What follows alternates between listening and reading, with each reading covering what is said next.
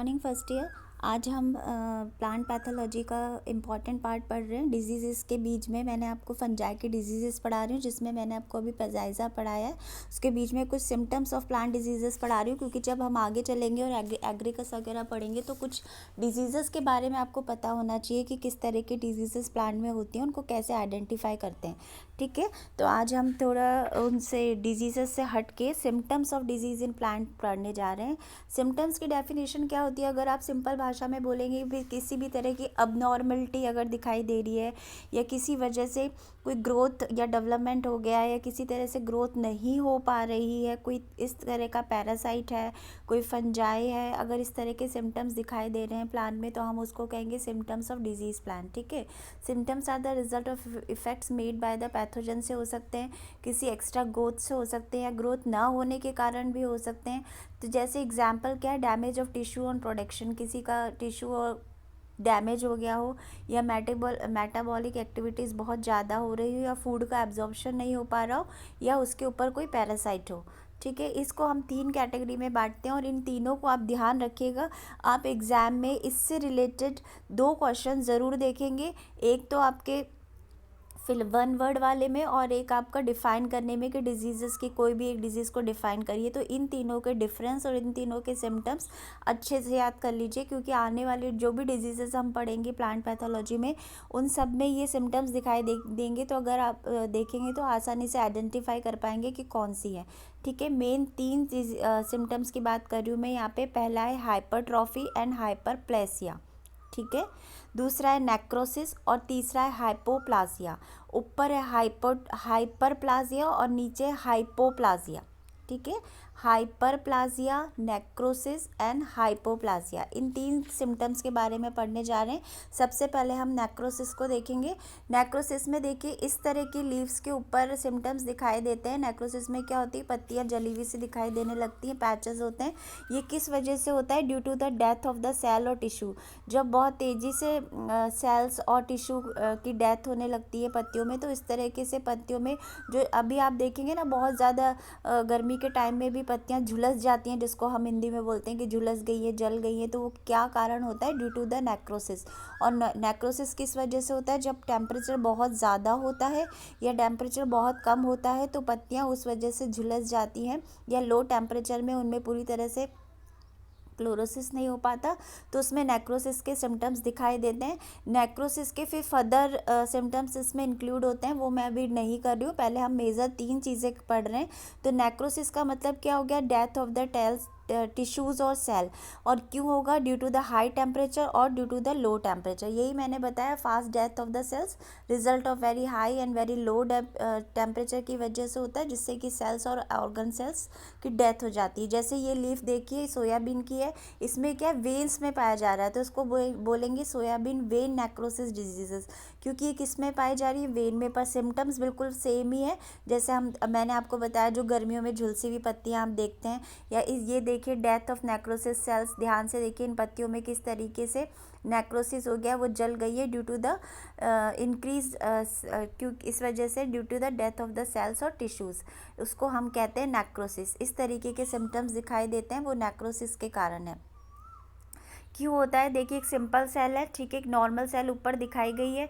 फिर उसमें क्या होता है? जैसे जैसे वो श्रिंक होती जाती है, गर्मी के कारण तेज़ी से सेल्स अगर डेथ होती जाएंगी तो वो श्रिंक होती जाएगी, और उसके जो पार्ट्स होते हैं वो टूट जाते हैं दूसरे से। और अगर वेंस में होती है तो वेंस जो होती है वो सूखने लग जाती है, उनमें पैचेस बन जाते हैं। इस वजह से नेक्रोसिस कंडीशन पाई जाती है। ठीक है, अब हम दूसरे पे आ रहे हैं, जिसको हम कहते हैं हाइपोप्लासिया। हाइपो का मतलब क्या होता है? जो एक्स्ट्रा हो। जब इम्प्रॉपर ग्रोथ हो, improper and incomplete development of tissues organ due to the subnormal multiplication is called hypoplasia. जब सिम्टम्स बहुत सारे डिजीज़ के ग्रोथ और डिजीज़ के मतलब कह सकते हैं स्टंट रह जाना, जब प्लांट छोटा रह जाता है या उस मतलब ड्राफ रह जाता है, छोटा रह जाएगा, उसमें पूरी तरह से डेवलपमेंट नहीं होगा। और ये सब किस वजह से होता है? क्योंकि इनकम्प्लीट डेवलपमेंट होता है। नेक्रोसिस में क्या होता है कि डेथ और सेल्स और टिश्यू की डेथ हो जाती है, और यहाँ पे इनकम्प्लीट डेवलपमेंट होता है टिश्यूज़ में, इस वजह से हाइपोप्लासिया होता है।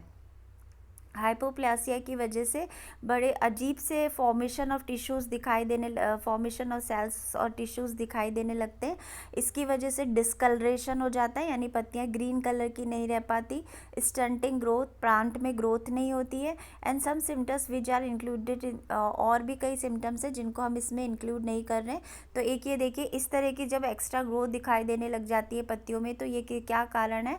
हाइपोप्लासिया का एग्जाम्पल है। हाइपोप्लासिया के ही ये सारे सिम्टम्स हैं। इस तरह के अगर सिम्टम्स लीफ में दिखाई देते हैं, इसका मतलब उसमें क्या है? हाइपोप्लासिया।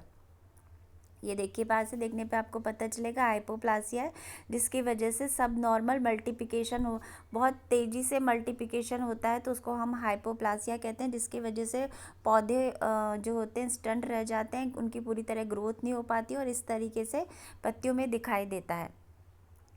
ठीक है। It is a subnormal cell production to response to the attack to the pathogen की वजह से हो सकता है, किसी भी इंक्रीज सेल डिवीज़न की वजह से हो सकता है, और प्लांट्स में क्या है? अनडेवलप प्लांट रह जाते हैं। तीनों चीज़ें मैं आपको कवर करा चुकी हूँ, वही स्लाइड में दिखाया गया है। अब ये बता रहे कि हाइपोट्रॉफी और हाइपोप्लासिया और हाइपरप्लासिया में क्या डिफरेंस होता है।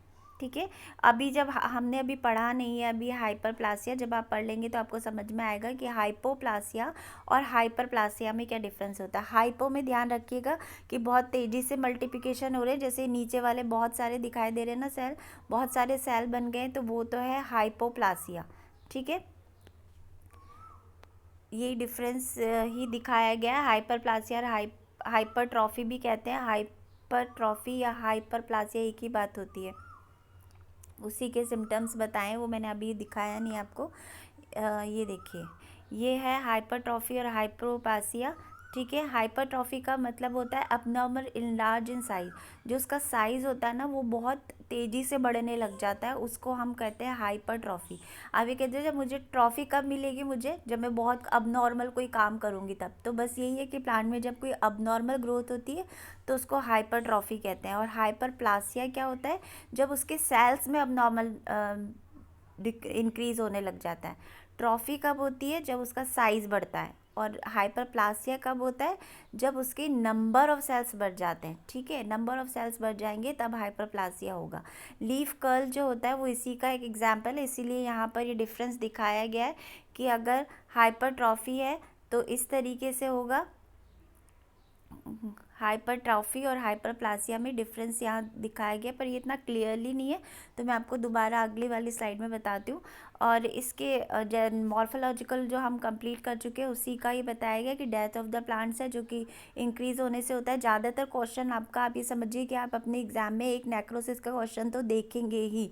इस तरीके से झुलसी हुई पत्तियाँ दिखाई देती हैं due to the death of the cells. और फर्दर डिवीज़न भी है फिर इनका, जो मैंने अभी इसमें नहीं बताया, जैसे नेक्रोसिस में और कौन कौन से फॉर्मेशन होते सिम्टम्स दिखाई देते हैं। डंपिंग ऑफ, स्पॉट्स हो जाना, ब्लॉच हो जाना, पत्तियों में स्ट्राइप, लंबी लंबी स्ट्राइप दिखाई देना, स्ट्रीज दिखाई देना या ब्लॉच हो जाना, ये सब नेक्रोसिस के सिम्टम्स होते हैं। ऐसे फर्दर सिम्टम्स हाइपरट्रॉफी के भी होते हैं और ऐसे ही फर्दर सिम्टम्स हाइपरप्लासिया के भी होते हैं।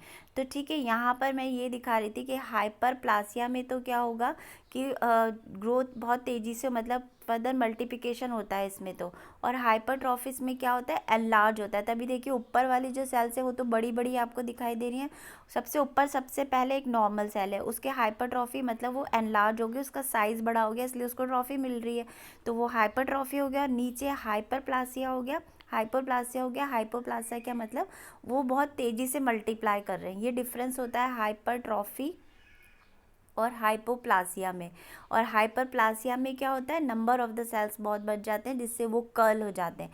तो ये ध्यान रखिएगा कि 3 तरह के सिम्टम्स आपको याद करने हैं: नेक्रोसिस, हाइपरप्लासिया, हाइपोप्लासिया, हाइपरप्लासिया, या एक है हाइपरट्रॉफी। ठीक है, इससे रिलेटेड क्वेश्चंस देखेंगे तो आप समझ जाएंगे। पहला है localize and rapid death of cell is known. Death of cells जहाँ भी लिखा हुआ है इसका मतलब किसकी बात हो रही है? नेक्रोसिस की।